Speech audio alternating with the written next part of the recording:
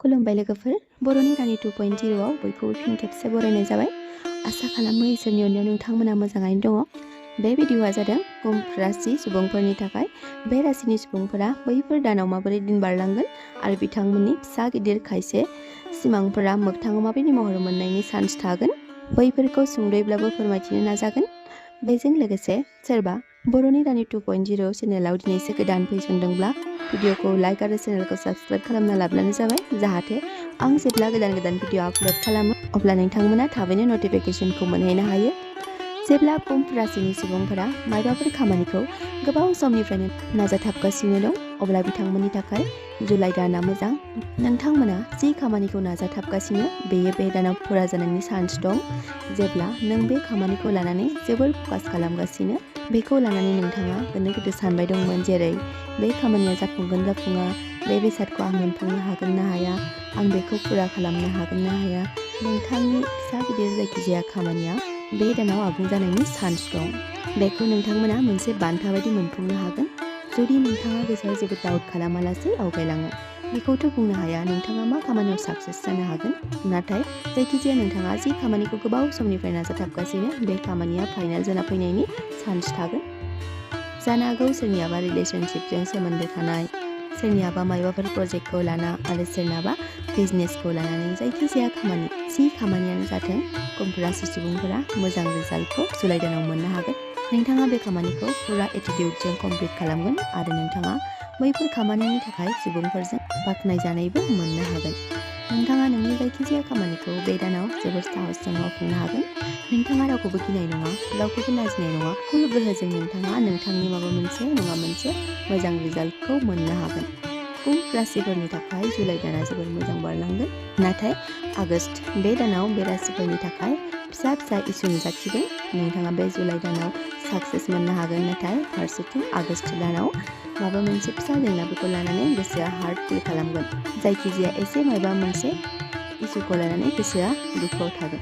जानो हागौ सोरबा नोंथांखौ मायबा बाथ्रा बुंगोन आरो बै बाथ्राखौ लानानै नोंथाङा गोसो सिङाव असान्थि साननाय लाबोगोन आरो नोंथाङा सानबाय थागोन जे बेयो आंखौ बेबायदि बुंनाङामोन, बेयो बेफोरबायदि खालामनो नाङामोन। आगष्टनि दानाव बा सोरबा रिलेटिभआ नोंथांखौ नोंथांनि हाबाफोराव हेंथा बाथ्रा खोथा बुंनाय बा नोंथाङा सोरनिबा बाथ्रा बुंनायाव रागा जोंखांनानै गोसोखौ गाज्रि मोनखांनाय, बे दाना कुम्भ राशिफोरनि थाखाय एसे जेंनाजों बारलांगोन। जेरै नोंथांनि मावनो लानाय खामानिफोरा नोंथांनि गोसो बायदि एबा नोंथाङा लुबैनाय बायदि जानाय नङा। बांद्रायथ' नङा, एसे एनै जेंनाया बेयाव नुजाथिगोन। बेजों लोगोसे नोंथाङा गावनि गोरोन्थिनि थाखायबो फस्थायनो हागौ, जेरै नोंथाङा साननो हागौ आं बेबायदि मानो खालामफ्लांखो, आंनिनो गोरोन्थि। बैफोरबायदि साननायफ्रा नोंथांनियाव सोमजिखांनाय नुनो मोनगोन। बेनि अनगायैबो नोंथाङा गोजाम जाखांनानै थांनाय बाथ्राफोरखौ लानानैबो गोसोआव हार्ट फिल खालामनो हागौ। बेफोरनि गेजेराव नोंथाङा एसेबां गोबाव हार्ट जानानै थाबाय थानाय नङा, सानथाम एबा सानब्रै बेफोरबायदि जानो हागौ आरोना। नोंथाङा बेनि सायाव बांद्राय साननो नाङा। बुंनो थाङोब्ला आगष्ट आरो सेप्तेम्बर दानाव कुम्भ राशिफोरनि सुबुंफोरा गोदान लोगोजों लोगो मोनलायनोबो हागौ, जायनि थाखाय खायसे फिसा फिसा जेंना जेंसिफोरजों मोगा मोगि जानो गोनां जानो हागौ। अब्लाबो नोंथांनि गोब्राब नाजानायजों नोंथाङा बैफोरखौ कन्ट्रल खालामनानै लाखिनो हागोन। सोलोंथाइ आरो केरियारनि बेलायाव मोजां सुबिदा एबा मोजां लामा मोननो हागौ, नाथाय नोंथाङा फैसा थाखानि बेलायाव जेसेबांनो सेफटि लाखिगोन अब्लासिम मोजां थागोन। बेजों लोगोसे सोलोंथाइ लानाय समावबो खायसे खायसे फिसा फिसा इसुफ्रा नुजाथिनो हागौ। फरायसाफोरा फरायनायनि बेलायाव सांग्रांथि जानाया मोजां। सेप्तेम्बर दानाव कुम्भ राशिनि सुबुंफोरा जायखिजाया खायसे बिथिङाव जौगानायखौ मोननो हागौ, नोंथाङा जुदि गोब्राबै खस्थ' खालामना नाजाथाबो। केरियारनि बेलायाव नोंथाङा बांसिन सम बारहोबानो जाबाय, जाहाथे नोंथाङा आरो गोजौसिम दावगालांबाय थानो हायो। कुम्भ राशिनि सुबुंफोरा आगष्ट दानाव खायसे फिसा फिसौ बेरामजों नाख्रेबजानोबो गोनां जानो हागौ। बेखायनो जेसेबां हायो गावनि सावस्रिखौ रैखाथि होलांबानो जाबाय, जाहाथे नोंथाङा बेराम आजारनिफ्राय बारग'नो हायो। कुम्भ राशिनि सुबुंफोरा बै आगष्ट आरो सेप्तेम्बर दानाव बांद्राय गुबुननि सायाव डिपेन्ड खालामनाया मोजां। एसे कुम्भ राशिफोरनि सेंग्रा सिख्लाफोरनि बेलायाव जायफोरा रिलेशनशिपआव दं बिथांमोननि गेजेराव खायसे फिसा इसुखौ लानानै एसे गोरोन्थि बुजिलायनाय फैनो हागौ। गासैनिबो थाखाय नङा, खायसे खायसेनिया बेबायदि जानो हागौ। आगष्ट आरो सेप्तेम्बर दानाव कुम्भ राशिनि मानसिफोरा एसे कमप्रमाइज जाना थाब्लानो जाबाय, बांद्राय जिद्दि गोसोखौ साइड खालामथ'बानो जाबाय। जेब्ला कुम्भ राशिनि सुबुंफोरा बे भिडिअखौ नायदों अब्ला नोंथांमोननि इग'खौ गारनो नाजाबानो जाबाय, मानोना बेजों नोंथांमोननि खायसेनि थाखाय प्रब्लेमबो फैनो हागौ। आगष्ट दानाव जायखिजाया बिथिङाव लाब खालामनायाव हेफाजाब होग्रा स्वामी बृहस्पतिनि स्थितिया नोंथांखौ मोजां खालामनो हागौ। जानो हागौ केरियाराव एसे एनै गोब्राबथिया नुजाथिगोन। बेनि गेजेरावनो नोंथाङा नोंथांनि गोब्राब नाजानायजों जेंना जेंसिखौ नेवसिगारनानै खामानि मावलाङोब्ला बे दानाव नोंथाङा मोजां लाब मोननो हागौ। जुदि नोंथाङा बेफार फालांगि खालामग्रा सुबुं अब्ला मोजां लाब खालामनो हागोन। सोरनावबा मोननो थाबथाना थानाय फैसाफोरखौ नोंथाङा थाबै मोननो हागोन। कुम्भ राशिनि मानसिफोरनि थाखाय गुरु बृहस्पतिया धोन रैखाथि होनायाव मदद होगोन, नाथाय फारसेथिं शनि आरो मंगल ग्रहनि बारहावाया नोंथांमोनखौ जेंनायावबो खोख्लैनो हागौ। बेजों नोंथांमोना गावखौनो लोरबांथि फिल खालामनो हागौ। बेराफारसेथिं राहु आरो केतुनि प्रभाबाबो एसे दुर्बल। बेराफारसेथिं कुम्भ राशिनि सुबुंफोरनि थाखाय राहु आरो केतुनि प्रभाबाबो दुर्बलै नुजाथिगोन। बे दानाव कुम्भ राशिनि सुबुंफोरखौ गोखा गोखै नांनायनि बारा जानायनिफ्राय गोजानाव थानाया मोजां होनना बुंनाय जादों।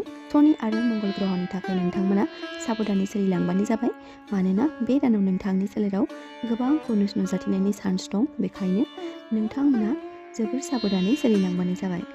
बे दानाव खायसे ग्रहआ नोंथांमोनखौ नुकसान खालामगोन, नाथाय गुरु बृहस्पतिया खायसे जेंनानिफ्राय नोंथांखौ रैखा होलांगोन। नोंथांमोना जेब्ला साबधानै दिनफोरखौ बारलांहोगोन अब्ला मोजां जानायनि चान्स दं। जेब्ला नोंथाङा बैफोरखौ मिन्थिसेयावबो लापरवाहि खालामगोन अब्ला नोंथाङा खैफोदजों जुजिनो गोनांबो जानो हागौ। आगष्ट दानाव नोंथांमोननि नखरनि गेजेराव बा बिसि फिसायनि गेजेराव एबा लाभ रिलेसन बेफोर बेलायाव, थामहिनबा लाभ रिलेसन बैफोरनि सोमोन्दोआव गुरु बुधआ गावनि फारसेथिं मोजां खालामनो नाजागोन। बैफोरबायदि बेलायाव गुरु बुधआ कुम्भ राशिनि सुबुंफोरखौ एसे मदद होगोन। बेनि गेजेराव बैसोर सुबुंफोरा सैथो फोथायलायनायनि गेजेरजों गावसोरनि सोमोन्दोखौ फैबाय थानाय समाव राफोद महर होनो हागोन। थामहिनबा हाबा जानानै संसार जानायनि गोसो जायो अब्ला बिथांमोननि थाखाय 21 आगष्टनि सिगां जोबोर मोजां सम होनना बुंनाय जादों। बेनि गेजेराव कुम्भ राशिनि जाय सुबुंफोरा रिलेशनशिपआव दं बिथांमोना सैथो फोथायलायनायनि गेजेरजों गावसोरनि सोमोन्दोखौ फैबाय थानाय समाव राफोद महर होनो, थामहिनबा हाबा जानानै संसार जानायनि गोसो जायोब्ला हाबा जानानै संसार जानायनि गोसो जायो अब्ला बिथांमोननि थाखाय 21 आगष्टनि सिगां जोबोद मोजां सम होनना बुंनाय जादों। बेराफारसेथिं खायसेनि बेलायाव गाज्रि अब्लाबो सुर्य देबतानि थाखाय मोजां। बै मोननै रोखोमनि बेलायाव एसे बेले-बेजे जानो हागौ, नाथाय 21 आगष्टनि सिगां गुरु शुक्र आरो गुरु बृहस्पतिया कुम्भ राशिनि सुबुंफोरखौ फुल सापर्ट खालामगोन होनना बुंनाय जादों। लोगोफोर, जाय कुम्भ राशिनि बिथांमोन, नोंथांमोननि थाखाय आगष्ट आरो सेप्तेम्बर बे दानाव खायसे जेंनाफोरा नोंथांमोनखौ प्रब्लेम क्रिएट खालामनो हागौ। नोंथांमोना गावनि फुल एनार्जिजों गावखौ रैखाथि होनो नाजाबानो जाबाय आरो नोंथांमोना बेफोरनि सोमोन्दै मा सानो कमेन्टआव खोन्थाहरबानो जाबाय। लोगोफोर, आं खायसे कमेन्टफोरखौ समनि आंखालाव रिप्लाइ खालामजोबनो हाया, अब्लाबो नोंथांमोना गोसोआव दुखु मोननो नाङा। आंनि हानायखिनिखौथ' आं नाजायो, अब्लाबो मा खालामनो एसेबां सम होस्लाबनो हाया जायो। नायनायाथ' गासैबो कमेन्टफोरखौ नायजोबो, नाथायबा रिप्लाइ खालामजोबनो हास्लाबा। बेजों लोगोसे जाय बिथांमोना भिडिअखौ जोबजासिम नायलांबाय बिथांमोननि थाखाय आंनि गोसो गोरबोनिफ्राय हाजासे अननाय जासिहरनाय थाबाय।